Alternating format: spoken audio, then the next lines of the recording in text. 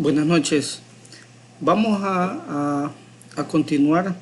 No sé si alguno de ustedes tiene alguna pregunta sobre lo que estuvimos viendo la última vez o sobre la tarea que tenemos ahí en curso, ¿verdad?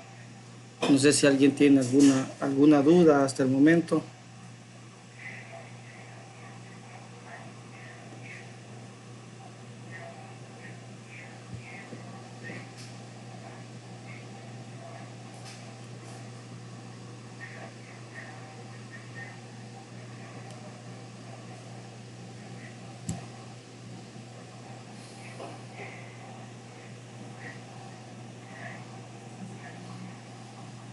No sé si hay alguna duda sobre lo que hemos visto, Oscar, sobre la tarea que estamos ahí llevando o todavía no la hemos comenzado.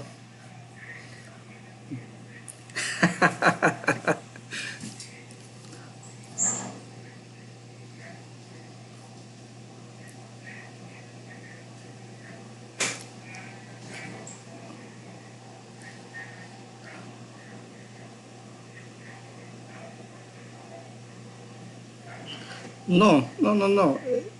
Eh, yo creo de que si se cumplen los dos requerimientos no hay ningún algo que los ate, ¿verdad? Sean libres de proponer ahí el contenido de eso, ¿verdad? Básicamente es para entender cómo funciona, ¿verdad? Cuáles son los posibles controles. Este día, no sé si nos va a dar chance de terminar el tiempo, pero vamos a comenzar a ver un caso de estudio de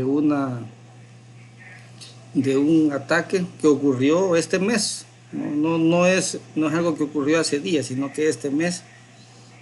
Y vamos a ir viendo igual, ¿verdad? Cosas que son desde el punto de vista técnico, eh, indicadores, elementos que pudieron haberse utilizado y también parte desde el punto de vista de la gestión. Tengo una pregunta para el grupo y es, ¿ustedes no han tenido clases presenciales en ningún momento o sí? O sea, como grupo,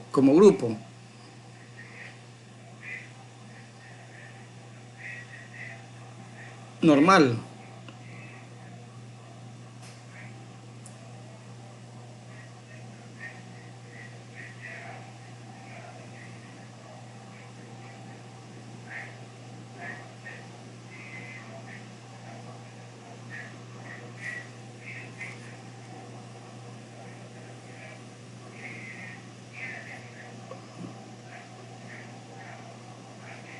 Ok, muy bien.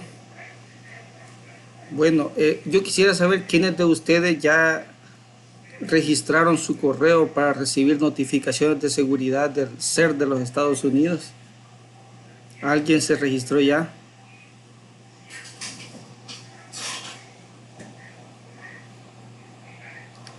Es conveniente que lo hagan. El CER de los Estados Unidos eh, tiene personal, bueno, mucho personal, que, que se encuentra investigando cada versión de cada software que se usa de forma comercial.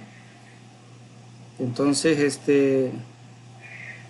si ustedes son responsables en algún momento de la seguridad de algún sistema, no solo el sistema, sino que ya vimos, ¿verdad? Todo su entorno de ejecución, sus bases de datos, el sistema operativo, eh, son propensos a tener vulnerabilidades. Entonces, eh, ya vamos a ver después que terminemos con el listado de, de temas que estamos viendo y entremos al caso de estudio, nos vamos a dar cuenta de que si le ponemos atención a esas notificaciones que nos dan, como en este caso el CER de los Estados Unidos o el CER de la Unión Europea, que tienen un CER también muy fuerte, entonces muchas de estas vulnerabilidades van a ser subsanadas antes de que se conviertan en ataques reales. Vamos a continuar. Quiero ver a dónde nos habíamos quedado. En este método se me hace difícil saltar las diapositivas. Ok, abusos, los ataques de denegación. No recuerdo si vimos los ataques de denegación de servicio la última vez. Ok, los ataques de denegación de servicio son, digamos, lo más utilizado, ¿verdad? Y no hay ninguna infraestructura que se pueda salvar o, digamos, quedar tan incólume después de durante un ataque de denegación de servicio. Lo que se busca es que se rompa alguno de los eslabones posibles en la cadena de suministro de un servicio que se sirve a través de Internet, ya sea a través de la base de datos, a través de la aplicación web, a través del DNS. También puede ser un ataque de denegación de servicio, es decir, cambiando la dirección a la cual responde. Entonces, todos esos pueden ser formas, ¿verdad? Y cuando se tienen servicios en la nube, se es bien susceptible. Por ejemplo, el de suplantar a algún servidor DNS que por la ubicación geográfica sea el que todos consultan en esa área geográfica. Y luego, hablando en estos ítems, vamos a ver de que si se comparten software, componentes de software, y se comparten los mismos sistemas operativos y se comparten la misma tecnología, digamos, para virtualizar o dentro de una infraestructura que está compartimentalizada o virtualizada, como lo estamos viendo nosotros, porque ahí falta también, no solo podemos agregar VMware como con su ESX o Microsoft con Hyper-V. También tenemos que pensar, por ejemplo, en Docker y ese tipo de formas de segmentar los servidores y darle a cada quien todo lo que necesita. Cuando compartimos un servidor físico con otros, posiblemente también estemos compartiendo vulnerabilidades que afecten en alguna capa de los servicios a otros. Vamos a ver de esta empresa, Kaseya, con su VSA. ¿Alguien ha escuchado hablar de esto? ¿Alguien ha oído hablar de esta marca?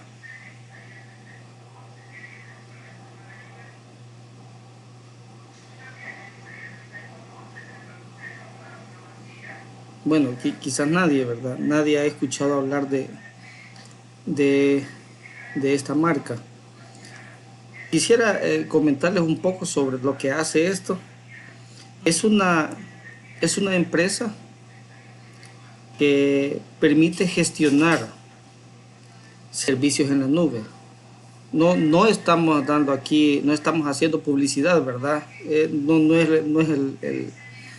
el objetivo de esta diapositiva, pero permite gestionar servidores y computadoras en la nube, ¿verdad? Para actualizaciones, antivirus, digamos, gestión remota, soporte técnico. Todas esas cosas son los que dan servicios de segundo factor de autenticación. Eso es lo que hace esta empresa. Permite hacer inventario de sus activos TI y le da alerta, ¿verdad? O sea, todas esas actividades son las que hace esta empresa. Y quisiera que viéramos esta diapositiva. Hace copias de seguridad. También proporciona servicios de gestión del antivirus y anti-malware.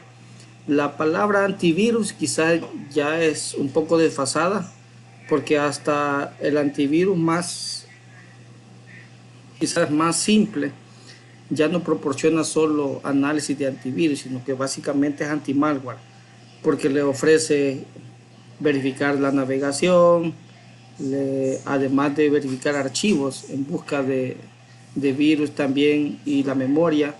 También algunos tienen la habilidad de buscar dentro del sistema operativo, verificando el hash de cada librería. Puede verificar cuáles de ellas han sido infectadas con rootkit, por ejemplo, ¿verdad? Entonces, más que, y también tienen algún nivel de firewall también que le permite filtrar las conexiones. Ya no hablamos de antivirus propiamente dicho, sino que básicamente estamos hablando de anti-malware. También ofrece este producto copia de seguridad de Office 365 y la gestión de actualizaciones, ¿verdad? De otro software que se le vayan configurando. Eso es lo que hace es esto. Y tiene integraciones, las hacen a través de script. En este caso me parece que son de PowerShell, cuando es de Windows, y me parece que son Bash en el caso de Linux. Ahora, yo quisiera mostrarles en esta diapositiva, y quisiera que fuéramos siguiendo más o menos la cronología de qué es lo que ha pasado, cuáles fueron los momentos decisivos, digamos, los momentos decisivos que pudieron, en los que se pudo, digamos, de alguna manera frenar este ataque, ¿verdad? Que afectó a bastante gente, porque tal vez en Latinoamérica no es muy conocida, pero sí en Europa es bastante conocida. Por eso es de que han habido CERT nacionales que han tomado, incluso el FBI ha tomado parte en las investigaciones relacionadas con este ataque. En el 01 de abril, el Instituto Holandés de Análisis de Vulnerabilidades toma el caso de esta empresa. Es decir, era el momento en el que ellos verifican a los diferentes productos comerciales. Los CERT, que ya tienen digamos, bien fomentado, bien establecido sus procesos, ellos ven cuáles son los software más importantes en base al volumen de utilización, y en base a ese volumen de utilización ellos van haciendo de que su equipo de reversing, de análisis de malware, de pentesting, vaya haciendo análisis de esto. Aunque ellos no tengan una versión, digamos, del código fuente, pero cuando logran acceder a equipos que están conectados a internet, ellos hacen un análisis de vulnerabilidades en cada uno de estos productos. El CERT de los Estados Unidos, además de hacerlo con software, también lo hace con hardware. Es decir, que analizan los equipos, switches, ahí van a ver switches de cualquier tipo, firewall, casi de todas las marcas, que son analizados en busca de vulnerabilidades. Entonces, el 01 de abril, el Instituto Holandés para el descubrimiento de vulnerabilidades toma el caso de esta empresa y empiezan, esas son las siglas en inglés, DIVD, inicia el escaneo de las vulnerabilidades. Entonces ellos hacen un escaneo de todas esas implementaciones a las que se les puede tener acceso a internet. Tengo una pregunta para ustedes en este punto.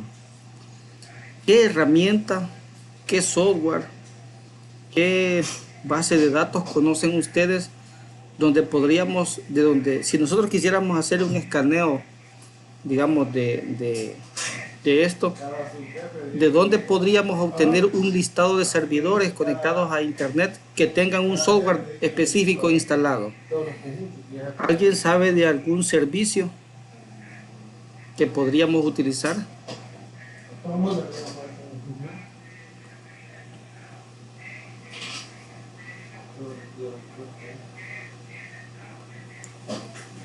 ¿Alguien conoce algún servicio?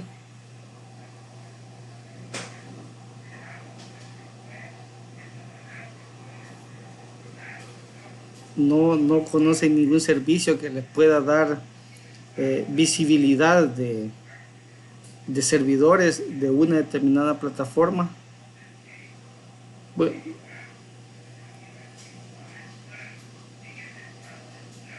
exacto, Cristian. Estaba pensando justo en ese, Cristian. Shodan puede ser uno, donde lo que tenemos que hacer nada más es escribir cuál es el banner, ¿verdad? De estos servidores, y nos va a devolver una lista de servidores. Entonces ellos comienzan y hacen un escaneo de las implementaciones de las cuales se tengan acceso a Internet. Y ellos el día 4 de abril dicen de que encuentran vulnerabilidades y logran identificar a las posibles víctimas, es decir, a los propietarios de esos servidores. Con esos detalles y con esa cantidad de posibles clientes potenciales, entonces se le informa a esta empresa, se le dice cuáles son las vulnerabilidades que existen. Entonces esta empresa, 4 días después, inicia la liberación de parches, y en el parche del 10 de abril de este año resuelve la vulnerabilidad 30.118 que tenemos ahí en pantalla.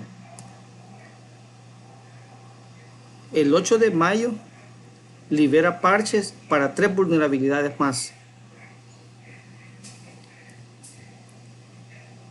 El día 4 de junio todavía habían muchos equipos conectados a Internet que tenían estas vulnerabilidades. El día 26 de junio todavía se mandan más parches y se resuelven 2 vulnerabilidades más. Y el día 2 de julio, es decir, ahora estamos a 19 de julio, hace 17 días, ellos empiezan a dar soporte y a apoyar a aquellos equipos que han sido afectados por ransomware, a los que se les puede dar soporte a través de Internet, porque no tienen personal para ir a los lugares de trabajo, sino que a los que se tiene acceso a través de Internet. Y a partir de ese día se empieza con una publicación limitada.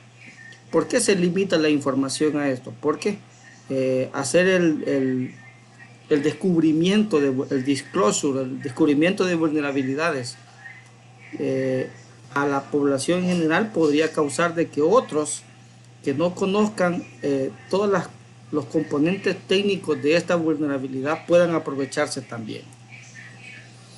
Y les aparece esta pantalla a los administradores de esos equipos infectados. Si accedían a través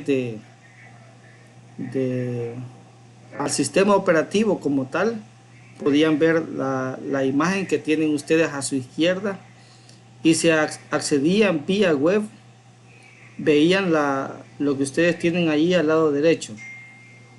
Entonces, y les estaban diciendo ahí de que tenían 6 días para pagar y que tenían que comprar criptomonedas, ¿verdad?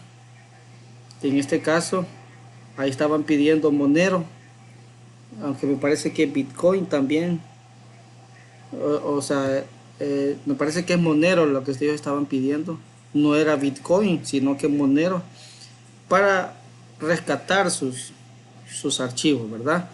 Entonces esta era como la pantalla que ellos estaban viendo cuando se les informa a través del ransomware que han sido afectados. Las vulnerabilidades que el Instituto de Descubrimiento de Vulnerabilidades holandés le informa a Kaseya son estas que tenemos ahí. La 116 es una fuga de credenciales y una falla de lógica empresarial. La 117 es una vulnerabilidad de inyección SQL que fue resuelta, por supuesto, ¿verdad? En la 116, en la primera que estamos hablando ahí, cuando hablamos de una fuga de credenciales, se refiere a que existe algún método o algún procedimiento que el usuario, al ejecutarlo desde su máquina, puede tener en texto plano las credenciales, ya sea de la base de datos o las credenciales del servidor donde está instalado, ¿verdad? A eso se refiere. Y la 118, que es una vulnerabilidad de ejecución remota de código. Eso se refiere a cuando el código permite modificar algún parámetro que se pueda ejecutar, ¿verdad? Dependiendo del sistema operativo, así van a ser los comandos que se le van a instalar. Y la 119, que es una vulnerabilidad de secuencia de comandos entre sitios. Ya vamos a ver exactamente más o menos a qué se refiere cada una de ellas. La 120, que es saltarse el segundo factor de autenticación, ¿verdad? Que todavía no estaba resuelta. La 121, que es una vulnerabilidad en la que se podían agregar archivos al sistema o extraer archivos de él. Y luego una vulnerabilidad de XML que también ha sido solventada. ¿Cómo inicia o qué sucede ese día? Ese día estamos hablando del 2 de julio, que es cuando se produce este ataque. A las 14:30 horas, el tráfico de la red aumenta en el sentido de que hacia los servidores que estaban expuestos hacia internet y que estaban alojados no solo en un solo lugar, ¿verdad? Sino que aquí estamos hablando de servidores que estaban en Google Cloud, en servidores que estaban en AWS o en Windows Azure, o en servidores que estaban en data center que tenían conectividad hacia internet. El Kaseya BSA le permite o permitía gestionar aquellas tareas que son bien técnicas en estos servidores o en estos equipos, porque no solo eran servidores, también son equipos equipos que algunas veces pueden tener software que no es, digamos, que no se sirve hacia otros, pero que lo utilizan usuarios como endpoints, ¿verdad? Entonces, Kaseya le permite gestionar actualizaciones y darles política hacia estos equipos. Entonces, a las 14:30 del 2 de julio empieza a haber tráfico, ¿verdad? Hacia estas.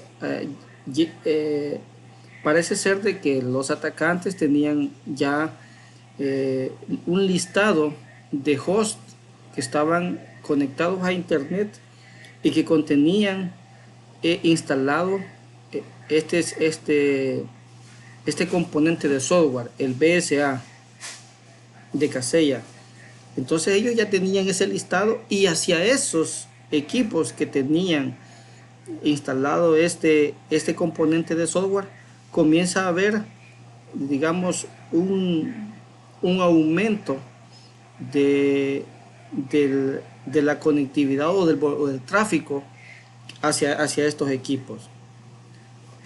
A esa misma hora, el código, el programa que los atacantes pusieron en cada uno de los servidores, hace otra cosa, y es que sincroniza la hora del sistema operativo en todos esos equipos. Es decir, lo primero que hace es llegar, y cuando ya tiene acceso al sistema operativo de cada uno de ellos, sincroniza a la misma hora, y después de eso pasa al reposo esperando el momento en el que iba a actuar. A las 16:30 UTC es hora universal coordinada, es decir, el meridiano de Greenwich, ¿verdad? A eso se refiere.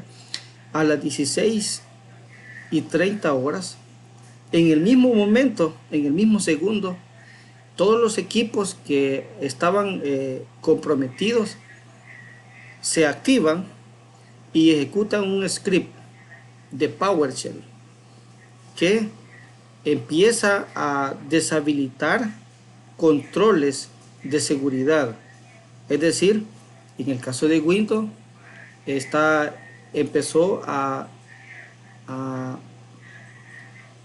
cerrar, digamos, o a eliminar o a detener servicios que controlan toda la parte de seguridad.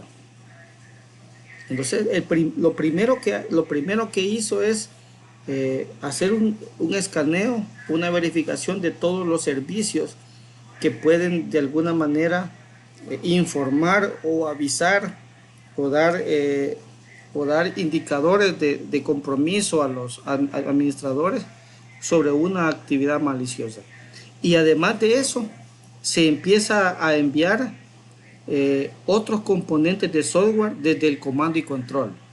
Es decir, a esa hora se activa, lo primero que hace es desactivar todos los servicios que de alguna manera pueden evitar de que se active completamente este ransomware.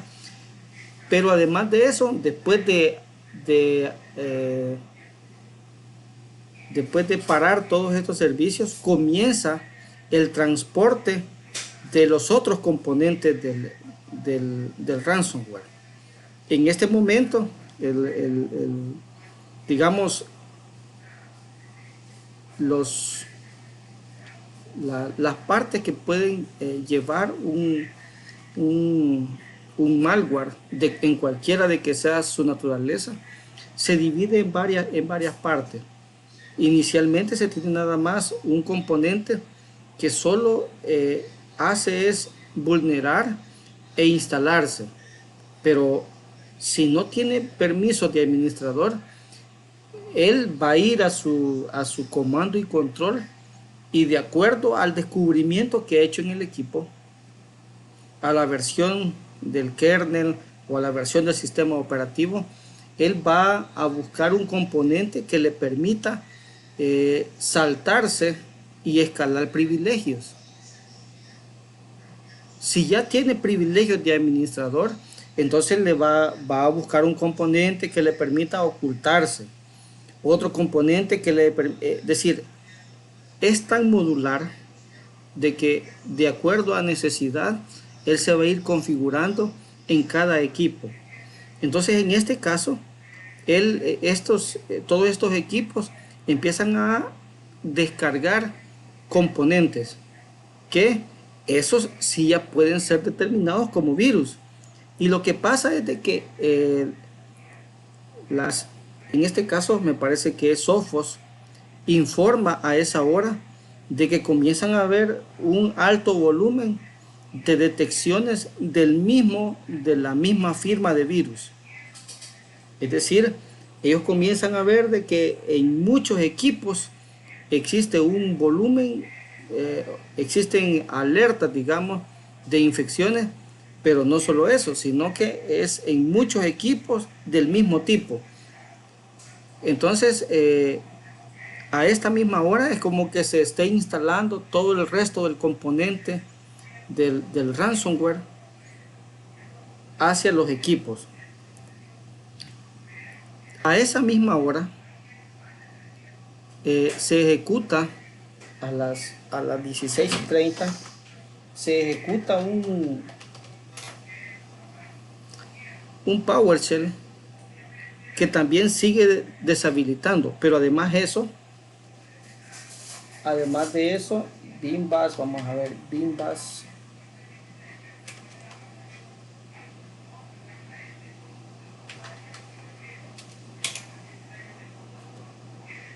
Ok, ser útil.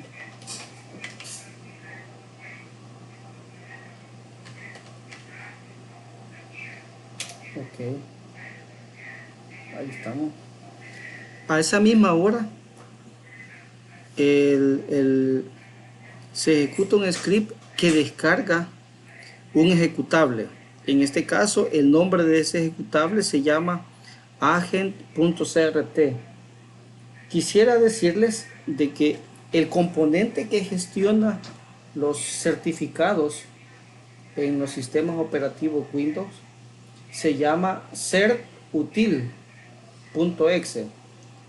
Este cerutil.exe pertenece a una categoría de componentes del sistema operativo que se llama LOLBAS.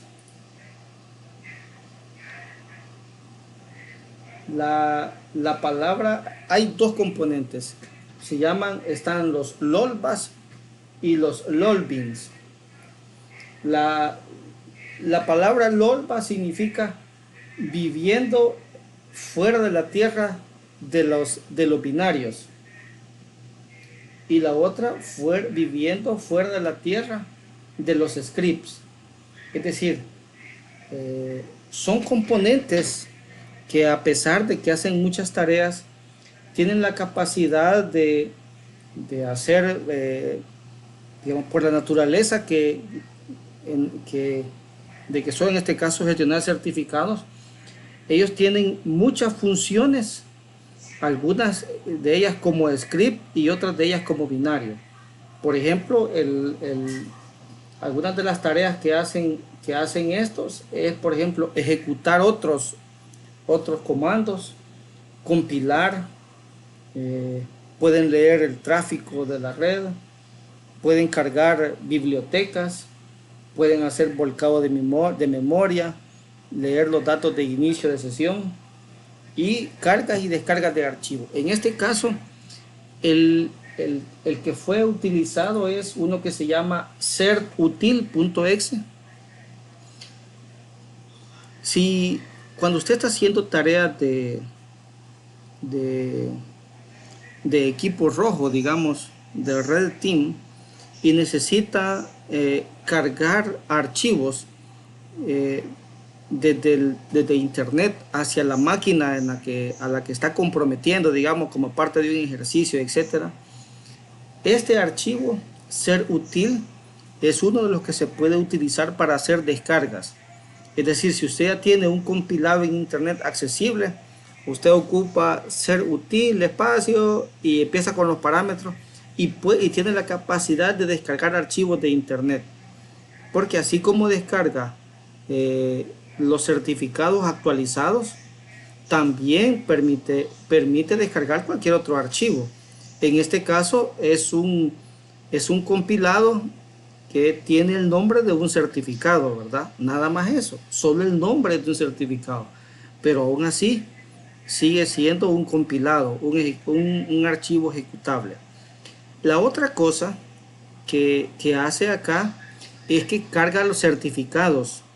Es decir, cuando se ejecuta una aplicación y esta aplicación dice, por ejemplo, mire, esta aplicación fue hecha por Microsoft, y le aparece una ventanita ahí en su pantalla y le dice, mire, este programa fue hecho por Microsoft y está pidiendo hacer algunas acciones en su sistema.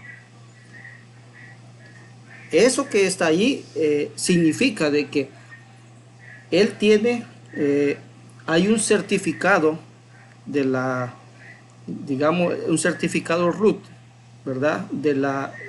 Sería, digamos, las llaves públicas de un par de llaves que pertenecen a la CA, ¿verdad? Que le permiten descifrar el otro certificado y verificar de que sí es un certificado válido. Entonces, cuando nosotros instalamos un certificado root en una máquina, que en este caso ellos instalan un certificado, cualquier software que esté firmado con este certificado lo va a considerar como genuino, ¿verdad? Entonces, ¿qué es lo que sucede? Ellos dicen, ok, instalamos un certificado de una entidad certificadora, de la CA, y con ese, todo el software que descarguemos va a ser genuino para este equipo. Entonces, hacen dos cosas. Primero, empiezan a descargar agentes maliciosos, pero además de eso, hace que la computadora considere como genuino todo aquel software o componentes de software firmados con este certificado, ¿verdad? O con la otro conjunto de llaves que serían las llaves privadas de esta entidad certificadora. Obviamente esta entidad certificadora es la de ellos, ¿verdad? No crean ustedes de que es alguna entidad formal, sino que es la que ellos han puesto ahí. Y con eso hacen lo siguiente, miren, instalan una versión obsoleta de Microsoft Defender. Es decir, están instalando software que es genuino, pero además de eso, no sin un fin, por supuesto, tiene un fin. La finalidad es de que hay algunas versiones que incluso de los antivirus que nosotros utilizamos que pueden tener vulnerabilidades. En este caso no lo instalan por eso, sino que lo instalan porque le hacen un cambio a una librería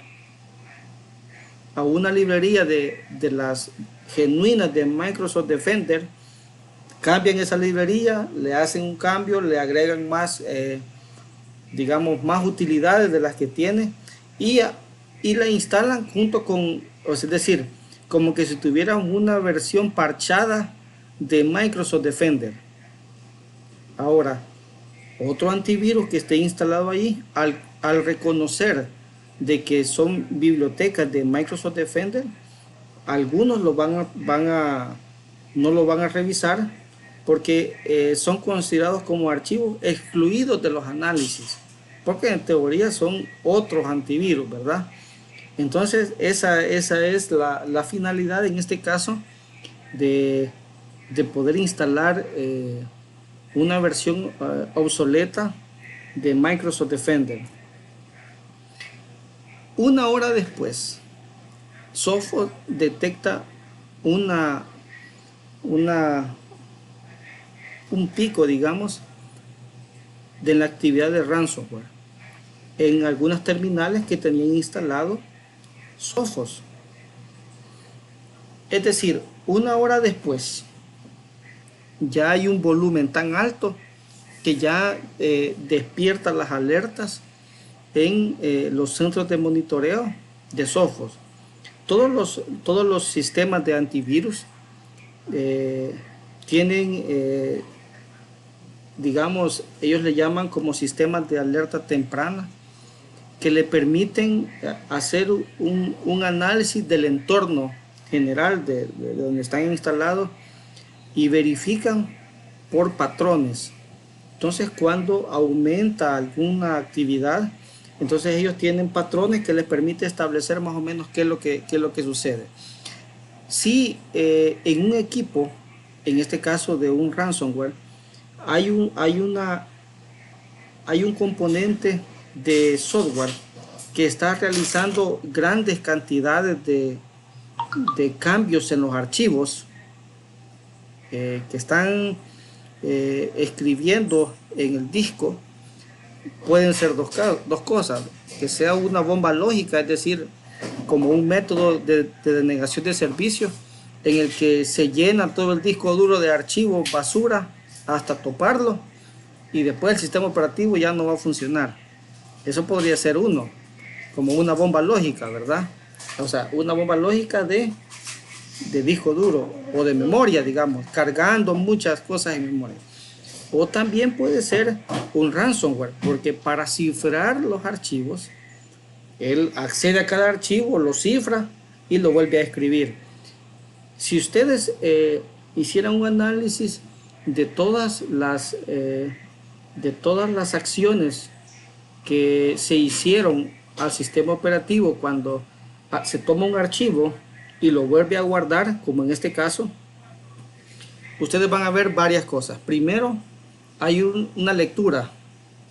Después de eso, de que hay una lectura, y hay un proceso en memoria que lo modifica y quiere volver a escribir, él no sobreescribe directamente todo el archivo, sino que el primer evento que hay es un borrar el archivo anterior. Es decir, borra el archivo anterior y después hay un evento de crear archivo. Es decir, que cuando usted toma un archivo, cambia el contenido y lo vuelve a guardar, hay una lectura, una modificación fuera de línea, luego hay un borrado del archivo a donde lo va a sobreescribir y lo vuelve vuelve a crear el archivo, es decir, lo vuelve a guardar.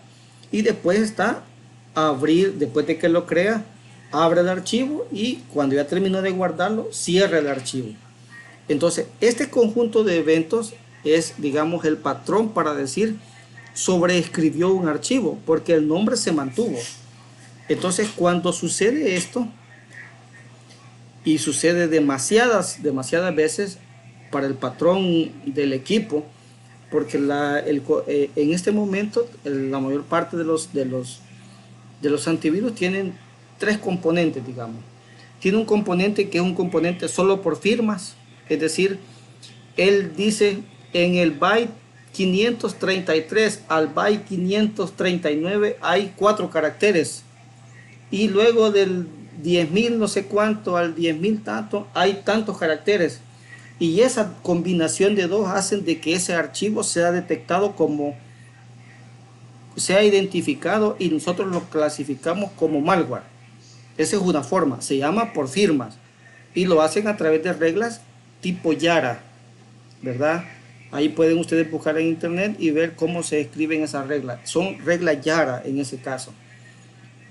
Digamos como una especie de regex, más o menos. La otra forma es una parte al que le llaman como híbrido, digamos, que agarran el archivo y ven todas las llamadas a bibliotecas que tiene, y dice, este accede a la red, accede a crear archivos, accede a hacer buscas si existen, digamos, el make o para hacer compilación, etcétera. Entonces, él, en base a las llamadas, a las funciones que hace, o por ejemplo, si está haciendo una hook DLL, que sería como una inyección de biblioteca, es decir, una inyección de biblioteca es como que si en el curso de ejecución de un software le cambian un parámetro, llama a una biblioteca y continúa el curso normal. Es decir, el programa sigue funcionando igual, pero ya está en ejecución otra biblioteca que fue como la inyección DLL. Entonces, las funciones que hacen eso en la WinAPI del sistema operativo detectan como alertas en el momento de que estas funciones son ocupadas por un programa. Eso es a lo que le llaman híbrido. Me parece que es híbrido. Y luego hay otro análisis que es por comportamiento, es decir, ese archivo no sé qué hace, no sé qué está haciendo, no sé qué llamadas o las llamadas que están haciendo parecen inocuas, pero el comportamiento que tiene ese archivo, ese ejecutable es sospechoso porque está escribiendo, leyendo y escribiendo y modificando archivos en grandes cantidades. Entonces, esos tres métodos son los que ocupan para clasificar a este ejecutable como malware. Y en este caso, esta empresa de antivirus software, sus endpoints, digamos, los programas que tienen instalados en cada máquina, comienzan a clasificar a estos ejecutables como malware. En ese momento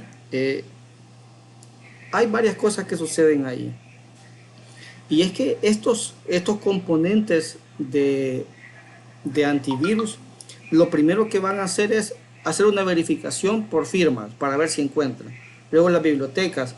Pero si es por comportamiento, entonces lo que van a tomar el ejecutable y lo van a enviar a un baúl de artefactos, ¿verdad? No sé si ustedes se acuerdan en un momento en el que se acusó a Kaspersky de colaborar con el gobierno ruso. Digamos, la filtración que hubo en Kaspersky tiene que ver con esta metodología que tienen los antivirus de tomar ese componente de software y llevarlo a sus laboratorios, a su baúl de artefactos para analizarlo, para hacer un análisis. Porque funciona así. Si hay un archivo que es desconocido, pero realiza actividades sospechosas, él toma una copia, lo envía al baúl para su análisis, ahí lo meten en un sandbox para analizar qué es lo que va a hacer este ejecutable, y luego ellos determinan, puede que pase a un proceso manual para determinar qué es lo que hace. Con Kaspersky lo que sucedió es de que ellos tuvieron una filtración, es decir, un grupo de hackers, un grupo de activistas, hacktivistas en este caso, rusos, accedieron al baúl de Kaspersky y se llevaron todo el baúl. Entonces, ¿cuál es el problema de esto? Imagínense que tenemos que somos una empresa que está haciendo software, software propietario, digamos, o somos algún ser nacional o somos alguna institución pública que está desarrollando componentes de software que tiene que en algún momento el antivirus hace el análisis de comportamiento. Él toma una copia y se lo lleva para su baúl.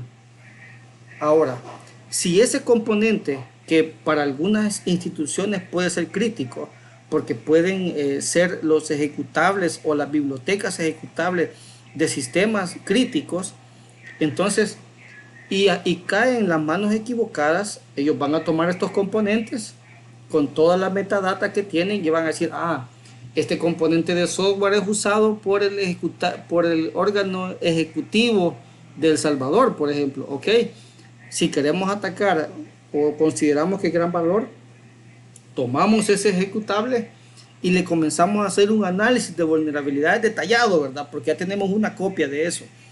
Y empezamos a buscarle vulnerabilidades hasta que encontramos alguna y luego lo atacamos. Entonces, hay gobiernos que no pueden permitirse eso. Es decir, que algunos de los ejecutables que forman parte de componentes críticos o de componentes que se conectan a componentes críticos o que manejan información con alto nivel o con alto valor, entonces puedan caer en grupos delincuenciales, porque entonces serían potenciales víctimas de estos grupos. Recordemos, y como yo les decía al inicio, existen por cada cierta cantidad de líneas de código que escribimos, hay vulnerabilidades inherentes, porque el desarrollador no sigue las mejores prácticas o porque el lenguaje es vulnerable en ese aspecto, porque lo permite. Entonces, Sophos comienza y detecta esta actividad masiva en sus endpoints. Aquí podemos ver, digamos, de que el primero de que se entera de que hay un ransomware atacando no es la empresa afectada, sino que el primero que se da cuenta es la empresa de firma de antivirus, en este caso Software. Y después de ahí, ¿qué pasa? Después de ahí, silencio, no pasa nada más. Y a las 18:30 de ese día, ya hay muchos servidores, porque no es un solo servidor, sino que hay muchos servidores del BSA ya comprometidos y muchos clientes que gestionan todos sus servicios con esta empresa que también estaban comprometidos. Me parece que era alrededor de 1.500 clientes que ya estaban comprometidos en este momento.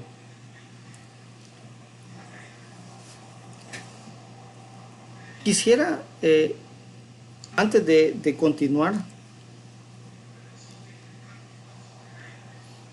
quisiera, ¿qué patrón estamos viendo ahí?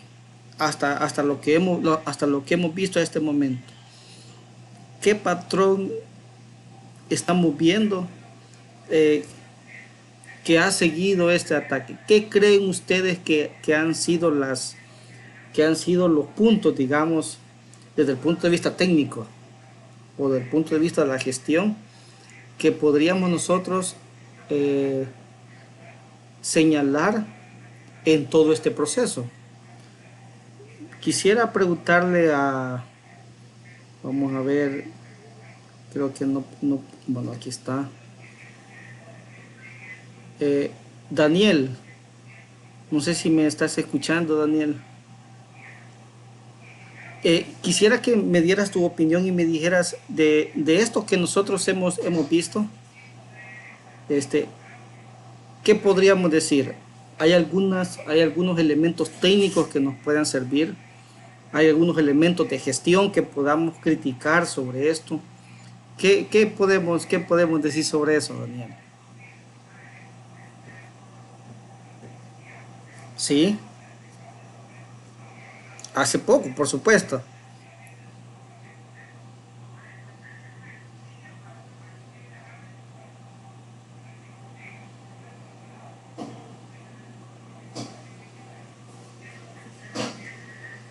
El ser útil. Hay una lista allí, ustedes pueden ver, están los LOLBAS y los LOLBIN, que cuando hagan tareas de equipo rojo les va a servir muchísimo. Te escucho, Daniel.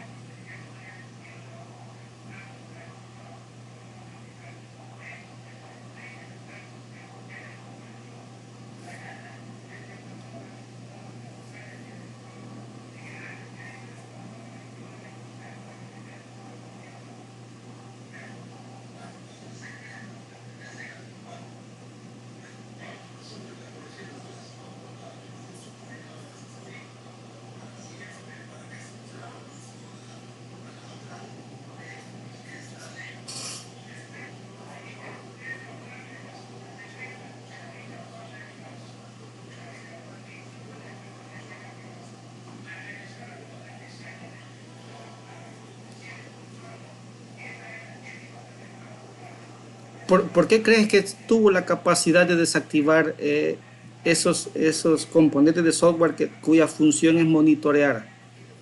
¿Por qué crees que pudo hacer eso?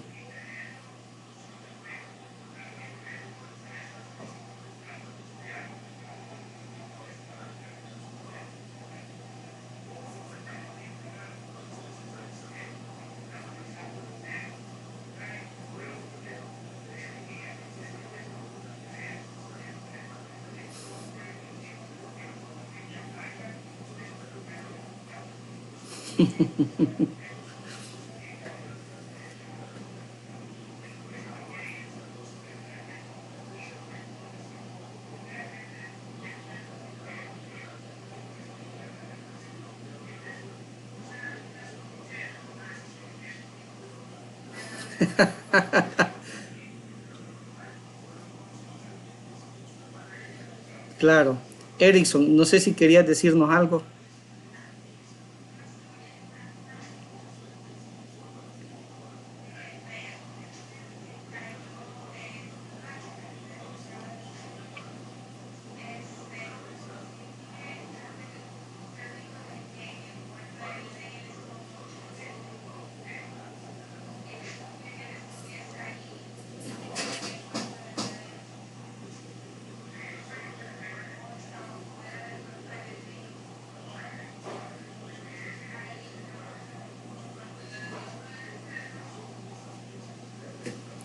Ok. Cari García, no sé si tú me estás escuchando, Cari. ¿Qué piensas tú? Eh, a las 2 de la tarde fue fue el compromiso inicial. A las 18, digamos, a las 14:30, a las 18:30, es decir, a las 6:30 de la tarde, ya había buena cantidad de equipos infectados. ¿Qué piensas tú de eso?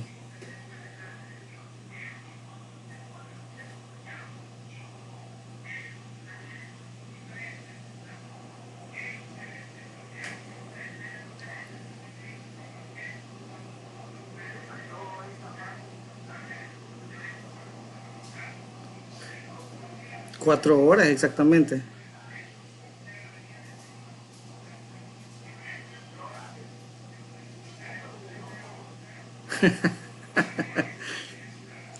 En 4 horas. Porque a las 4:30 comienzan a instalarse los componentes propios del ransomware, ¿verdad? ¿Qué te dice eso? ¿Por qué crees que en 2 horas ya se están instalando todos los componentes adicionales del ransomware? ¿Por qué crees tú?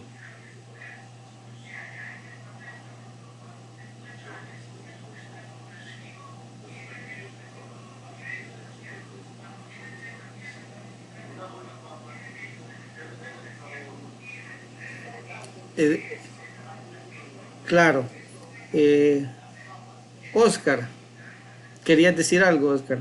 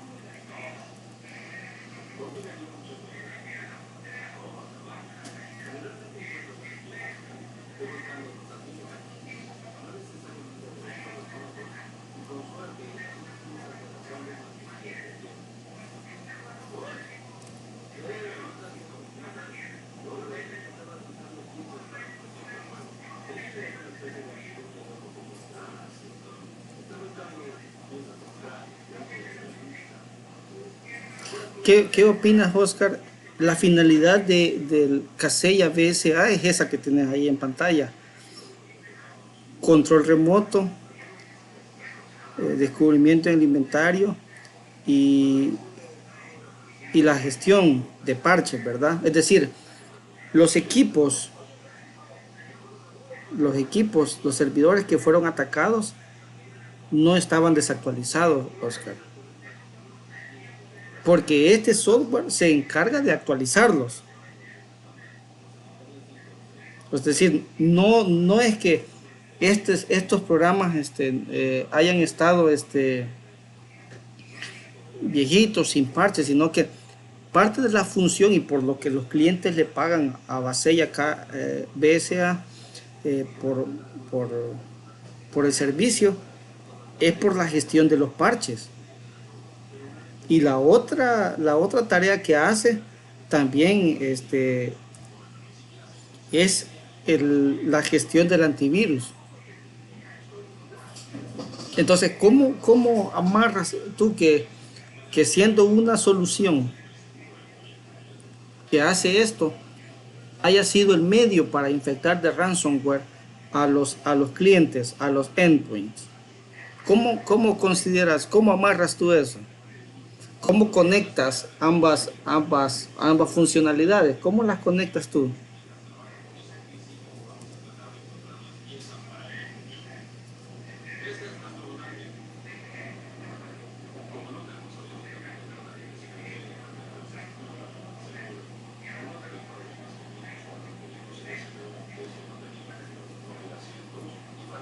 Ya vamos a revisar. Alberto, ¿me escuchas, Alberto?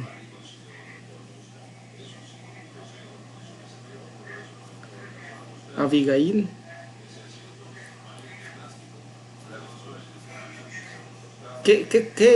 ¿Por qué consideras tú de que siendo una solución que ve parches, actualizaciones, y por lo tanto podemos deducir de que los equipos atacados no estaban desactualizados, estaban actualizados?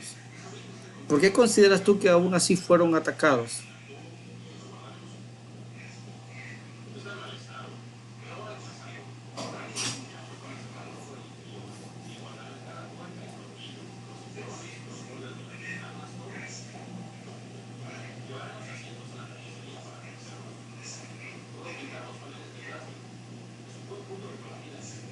Ok, yo quisiera, y les voy a presentar la siguiente diapositiva, aparte de las que ya hemos visto.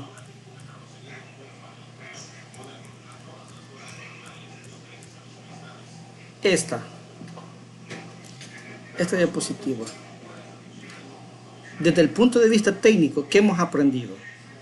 Primero, se responsabiliza al grupo Revil y sus afiliados, ¿verdad? Es decir, ya es como ejemplo de malware as a service, ¿verdad? Entonces ellos son los... Primero, habían 3 vulnerabilidades que no habían sido subsanadas. Y esas 3 vulnerabilidades que no habían sido subsanadas eran la 1116, que es la primera. La segunda era la 1119 y la tercera era la 120, que sería la primera, la cuarta y la quinta. 3 vulnerabilidades que todavía persistían en esos sistemas. Es decir, aquí es donde hablábamos de la responsabilidad compartida. Sí es cierto, el que proporciona el servicio tiene cierta responsabilidad, pero también el cliente tiene otra responsabilidad. Porque en este caso, desde que el 2 de abril le informan a Casella que hay estas vulnerabilidades, se hacen o se publican reportes de vulnerabilidades que por eso que aparecen numerados ya acá, y esos reportes le está diciendo a todos los clientes, a toditos los clientes les dice: mire, hay una nueva versión de este software, actualícenla. Es decir, no solo ese software actualizaba el sistema operativo, pero él como software también tuvo que haber sido actualizado. Y además de eso, llegó el día 2 de julio y existían todavía 3 vulnerabilidades que no habían sido resueltas. 3 vulnerabilidades que no habían sido resueltas, no se les había dado soporte. Entonces, nosotros podemos ver que en primer lugar los proveedores no resuelven de manera inmediata esas vulnerabilidades. Algo que si nosotros contratamos un servicio o tenemos algún software especial, es exactamente por eso que yo les digo, miren, vayan y pongan su correo, el correo que revisan todos los días, pues, en la lista de distribución del CER de los Estados Unidos, para que ellos le puedan informar a usted todos los días. Mandan correos con la lista de vulnerabilidades descubiertas el día anterior. Entonces, si en ese listado aparece su software, el software que usted está utilizando, ¿verdad? O de Windows o de Linux, de la versión de la distribución de Linux que usted ocupe, usted tiene que actualizarlo. Ese es su trabajo, actualizar eso. Y va a ser tan simple como ir a actualizaciones, quizás y darle update, dejarlo un momentito y están actualizadas. Ahora, ahí están las 3 vulnerabilidades. Una omisión de autenticación, una carga de archivo arbitraria y una inyección de comando. Ahora, alguien por ahí mencionó los privilegios con los que funcionaba Kaseya. Si Kaseya se encarga de hacer actualizaciones de software, entonces lo más seguro es de que tiene privilegios para ejecutarse en el más alto nivel, es decir, tiene privilegios más altos que el de Word, que el de Excel, privilegios más altos que los sistemas de gestión empresarial que se estén ejecutando en ese equipo, porque él se encarga de actualizar esos componentes de software. Entonces, el tener esos equipos con usuarios administrador, con usuarios todopoderosos, es un riesgo en este caso. Yo tengo una pregunta, Reinaldo.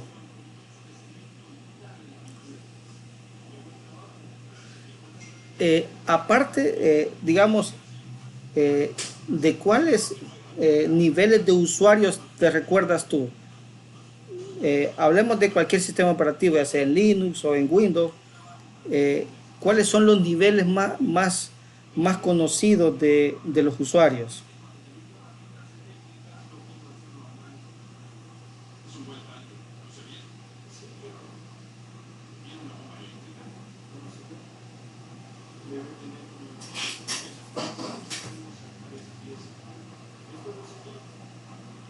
Del directorio activo, ¿verdad? Hay un usuario todavía, digamos, un par de usuarios todavía más poderosos. Uno de ellos es el system, ¿verdad? Que no tiene clave. Y el otro es un usuario de red que tampoco tiene clave, que son más poderosos, pero tampoco tienen credenciales y no permiten loguearse, son usuarios de no logueo. Pero de los usuarios a los que se les puede poner credencial, el más poderoso es el administrador, así como dijo Reinaldo. Y a estos sistemas que gestionan parches o hacen monitoreo, es decir, tienen que estar verificando la actividad o el comportamiento de alguna librería, normalmente se les va a dar una cuenta de administrador. La recomendación aquí es de que para estos equipos, estos componentes de software que necesitan actividades bien específicas, se cree un tipo de usuario que se le llama de soporte. Es decir, es un usuario que tiene tareas de administrador para una cosa nada más. Digamos, en este caso podría ser, ok, le vamos a dar permiso al administrador para que pueda cerrar el, el, el proceso tal y actualizarlo. Y el proceso tal y actualizarlo. Es decir, se puede en Windows, a partir de que se dio el NTFS, se pueden compartimentalizar muchos de los permisos, ¿verdad? Y si tenemos una infraestructura que tiene directorio activo, podemos replicar esta misma configuración en todo lo demás. Entonces, lo recomendable es que se creen usuarios de soporte, de servicio, que son los que van a tener permisos bien granulares sobre las tareas que va a hacer en este caso un software como esto. Primero, es lo que vimos. Lo segundo que hemos visto es de que se instala una versión obsoleta de Windows Defender. Y esta biblioteca que se instala tiene capacidad de desplegarse lateralmente. Es decir, cuando hablamos de que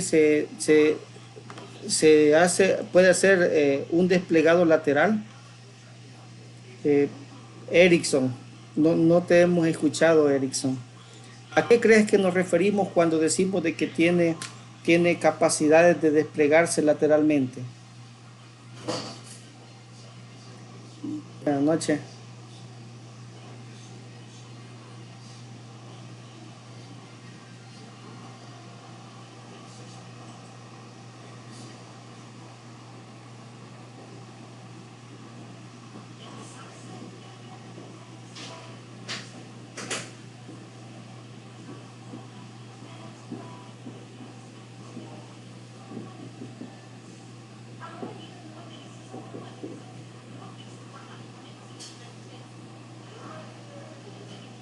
Ok, Oscar, me parece que iba a decir algo.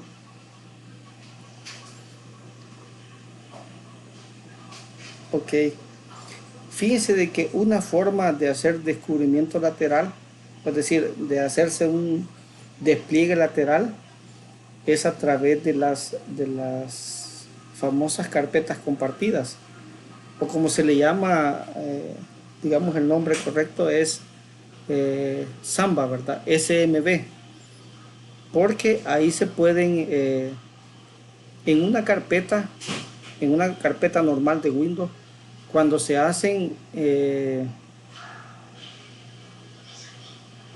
¿cómo le llama? Cuando se hacen configuraciones propias, ¿verdad? Se le llama personalización de las carpetas, es decir, usted le puede poner un loguito del fondo, etcétera.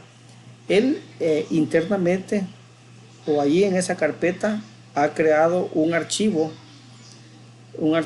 que es un archivo de texto, ¿verdad? Pero que tiene líneas de comando que pueden ser ejecutables. O sea, a ejecutables no me refiero a que haga un comando, ¿va? Sino que vamos a ver a qué me refiero cuando digo que es ejecutable. Imaginémonos de que tenemos una carpeta a la que de fondo le hemos puesto una imagen JPG. Esa imagen JPG normalmente en nuestro sistema operativo la va a leer un programa que se llama Fotos, quizás de Windows, ¿verdad? O si tenemos Windows 10. Si tenemos una versión desactualizada, una versión más antigua de Windows, no va a ser el programa Fotos el que la va a leer, sino que va a ser otro programa que en su momento tenía vulnerabilidades. Es decir, dentro de la imagen pueda que tenga contenido ejecutable. Por ejemplo, si la imagen es leída por el Internet Explorer, va a ser ejecutable, pues. Entonces, puede que cuando me refiero a contenido ejecutable, no me refiero a aquel contenido que es literalmente ejecutable en sus orígenes y está diseñado exactamente para ejecutarse, sino que me refiero a aquel contenido de que utilizando otras técnicas o componentes especiales puedan ser utilizados para ejecutar código malicioso. A eso me refería. Y cuando se me refiere a una carga lateral, se refiere a que a través de estos protocolos, o sea, una personalización de las carpetas compartidas pueda hacer que otro usuario que acceda a estas carpetas ejecute esas imágenes y se pueda comprometer. Por ejemplo, sería una forma de hacerlo. Ahora, lo segundo es de que como el Windows Defender es un componente genuino de Microsoft, aunque sea viejito, ¿verdad? Es decir, pueda que de un solo sea puesto en algunas carpetas que ya están preconfiguradas como excepciones para los demás programas antivirus. Y la otra cosa es de que quisiera hacerles notar de que los primeros que detectaron el ataque fueron los antivirus que estaban instalados en el endpoint.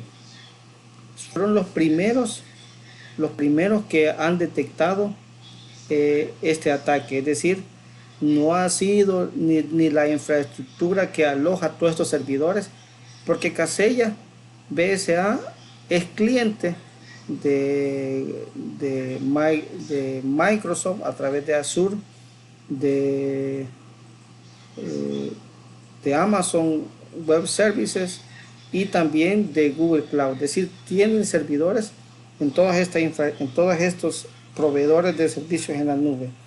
Entonces, ellos no fueron capaces de determinar el origen, este ataque, el inicio de este ataque, sino que los que lograron hacerlo fueron esos componentes de software que están monitoreando. En este caso fueron el antivirus de software, ¿verdad? Que fue el primero. Desde el parte de la gestión, ¿verdad? Yo quisiera que notemos algo. Esta automatización, es decir, porque ya no hay un componente humano copiando los archivos, sino que en el momento en que hay un script que verifica qué procesos están ejecutándose, cierra esos procesos, verifica qué componentes necesita para ese sistema operativo específico, va al equipo de comando y control, descarga esos componentes de software de su comando y control, los instala. Entonces estamos hablando de un nivel de automatización que puede darse en cuánto tiempo. ¿En cuánto tiempo puede un script verificar los procesos que están ejecutándose? Se va a tardar milésimas de segundo, pues, o segundos tal vez, para hacer eso. ¿Y en cuánto tiempo va a iniciar la descarga de aquellos componentes que considera necesario? Se va a tardar segundos también. Es decir, estamos viendo un componente que es la automatización, que les permite que desde las 14:30 hasta las 16:30 se haya instalado este software y permanezca ahí inactivo en todos estos equipos infectados. Entonces, lo que debemos de ver acá es que cada vez hay menos tiempo para reaccionar, ¿sí? Y los equipos que tienen tarea de hacer monitoreo no son suficientes. Es decir, las empresas deben de tener algo que les esté monitoreando. Las empresas que dan servicios en la nube deben de tener algo que les esté monitoreando el comportamiento. Ahora, para nosotros como clientes de servicios en la nube, nosotros ¿qué tenemos que hacer? Primero es que nosotros tenemos que asegurarnos que aquellos que nos ofrezcan plataforma como servicio o software como servicio cuenten con un equipo que esté monitoreando permanentemente el comportamiento de esos servidores, de esos equipos. Es decir, la primera pregunta que va a ser, mire, ¿y ustedes cómo hacen para el monitoreo de vulnerabilidades o de comportamientos extraños? Es decir, ¿qué pasaría si un día el ancho de banda entre sus servidores y mis servidores aumenta por 100, por ejemplo? ¿Qué van a hacer ustedes? ¿Cómo lo van a identificar? ¿Qué herramientas van a tener? Esa debería ser nuestra pregunta, ¿verdad? Nuestra lección aprendida. O sea, que ellos cuenten con un equipo de seguridad que esté haciendo exactamente eso, el monitoreo y el control. Otra cosa es de que debemos de ver que en muchas ocasiones estas empresas no tienen, ¿verdad? No tienen esos componentes para estar revisando la, digamos, el tráfico, el comportamiento. Y además de eso, este análisis, el análisis de este caso nos muestra también de que el 2 de abril, personas, es decir, componentes humanos de toda la cadena de seguridad, en este caso el CERT de Nueva Zelanda, ¿verdad? Que es este instituto para el descubrimiento de vulnerabilidades, personas reales, son los que hicieron este análisis y encontraron las vulnerabilidades que de otra manera no se hubieran descubierto.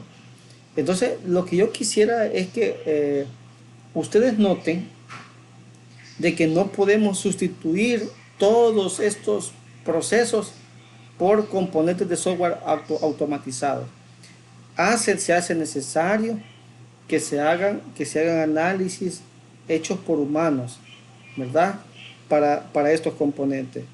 Y ahí hay una, digamos, si a ustedes les gusta la parte técnica, bien técnica, ¿verdad?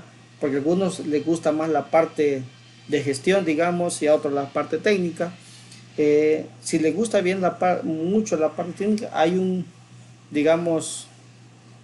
un mercado en crecimiento también para asegurarse eso, asegurar algún empleo de allí.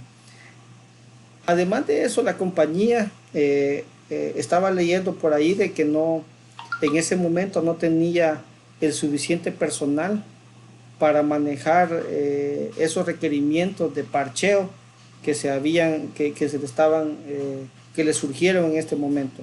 Es por eso que no todos los parches fueron subsanados a tiempo, ¿verdad?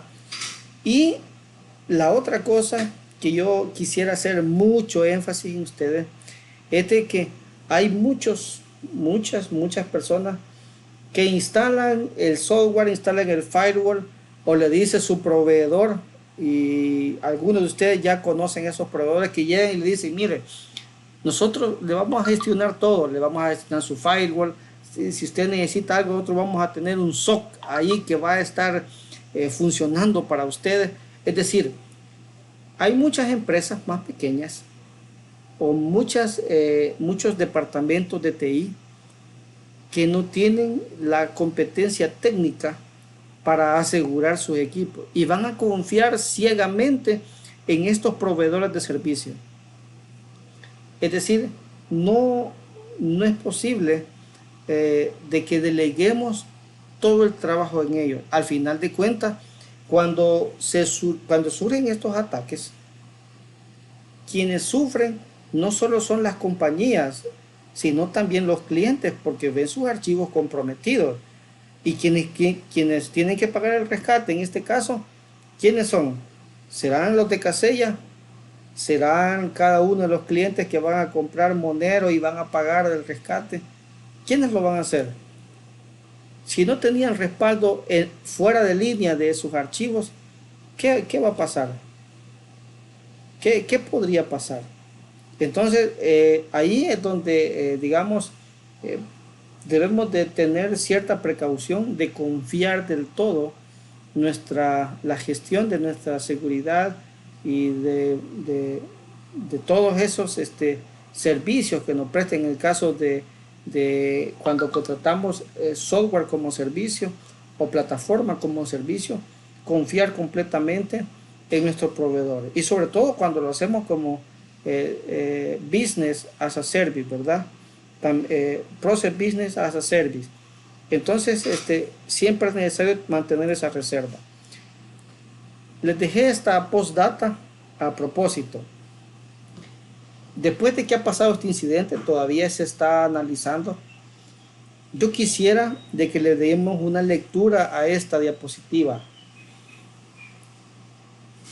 Esta empresa de seguridad, Mandiant, le notificó a Kaseya que su sitio de facturación y soporte al cliente, que ahí está como se llama, portal.kaseya.net, era vulnerable a una vulnerabilidad que había sido descubierta en el año 2015. Esta vulnerabilidad había sido descubierta en el 2015. Imagínense. ¿Y cuál era esa vulnerabilidad? Era lo que decíamos allá, que era permitir la fuga de credenciales.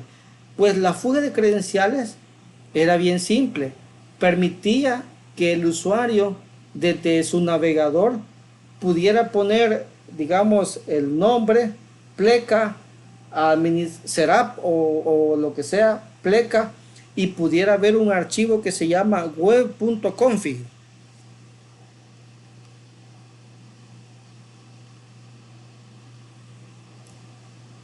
¿Alguien sabe qué es el web.config? ¿Alguien tiene una idea de qué es el archivo web.config?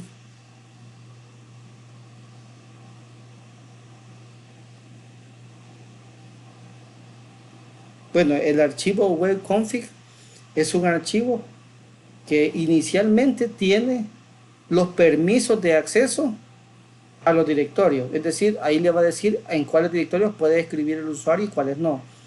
Además de eso, le va a decir qué bibliotecas incluye y cuáles no.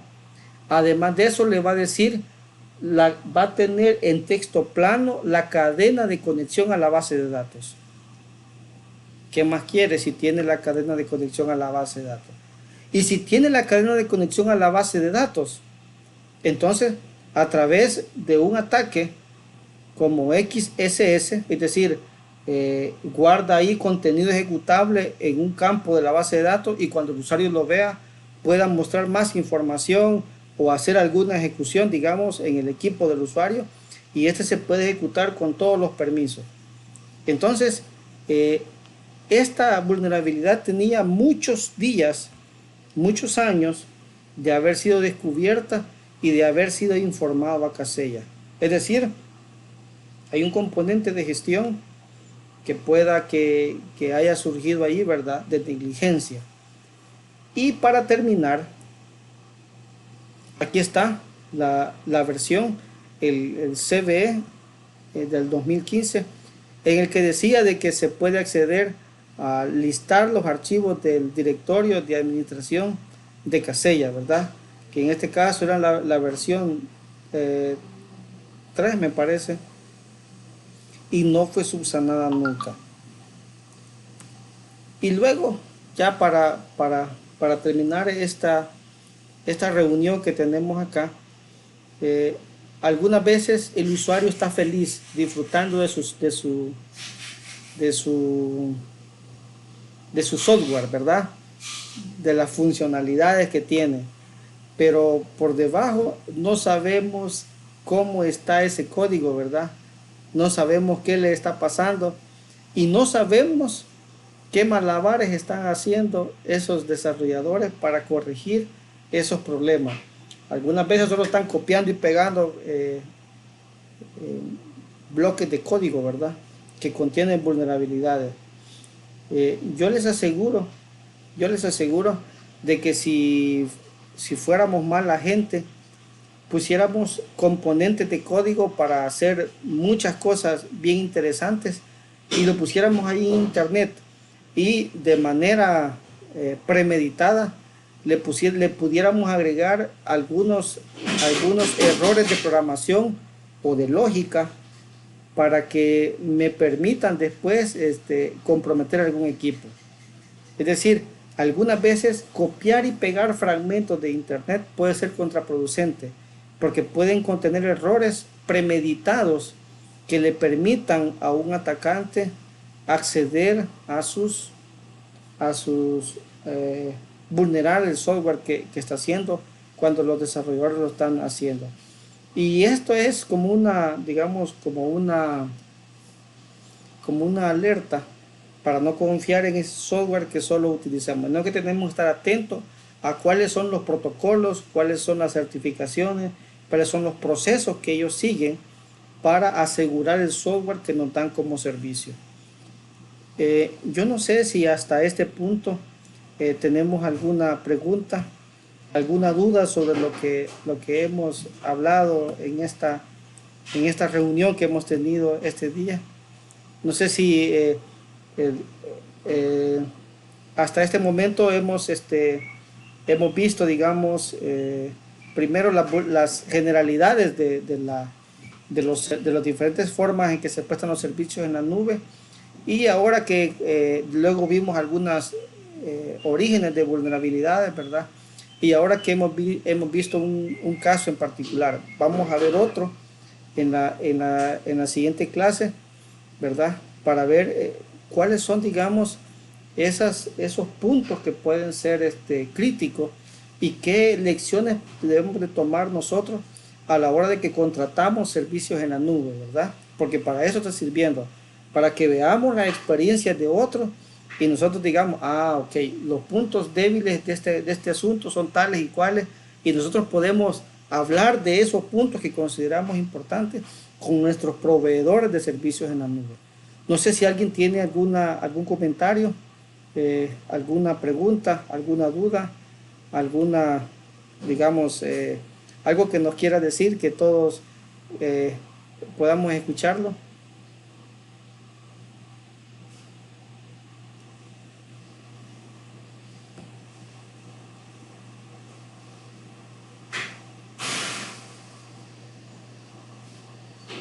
Bueno, creería que no, ¿verdad? Entonces ¿qué les parece si llegamos hasta aquí? Y solo quisiera, hoy que ya están todos, preguntarles cómo vamos con la tarea. Ya comenzamos, no hemos comenzado. Me parece que Oscar sí nos dijo que ya empezaron ahí a trabajar. Y los demás, ¿cómo vamos? ¿Tenemos algún problema con encontrar la información? ¿Cómo vamos con eso?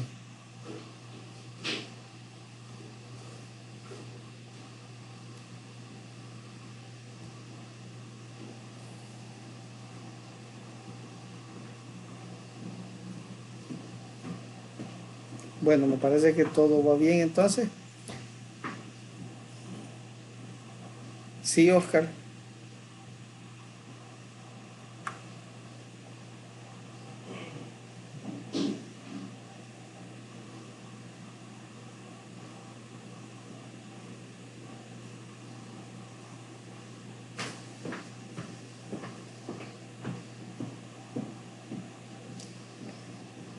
Esa lista que yo les di es la lista de controles de la ISO 27001. Es decir, si ustedes toman la 27001 y empiezan a ver controles y van al anexo A de la 27001, se van a dar cuenta que están todos esos, ¿verdad? Esa es exactamente, todos esos controles están ahí, los 115, 112 que hay, ahí están.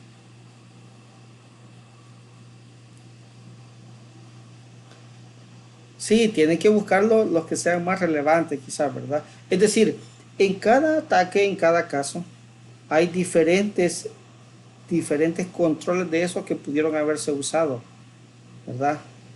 Diferente. La tarea es identificarlos, ¿verdad? Identificarles cuáles de esos son los que pudieron haber mitigado esa vulnerabilidad. Porque a veces la vulnerabilidad puede ser técnica, y quien la mitigue puede ser algún componente administrativo quizás, o de liderazgo, no sé. Entonces, por eso es de que, digamos, tenemos que investigar ahí y ver cómo, o algún par de ellos que puedan adaptarse para, en un hipotético caso de haber corregido esa vulnerabilidad. Bueno, entonces, nos vemos mañana, me parece, ¿verdad?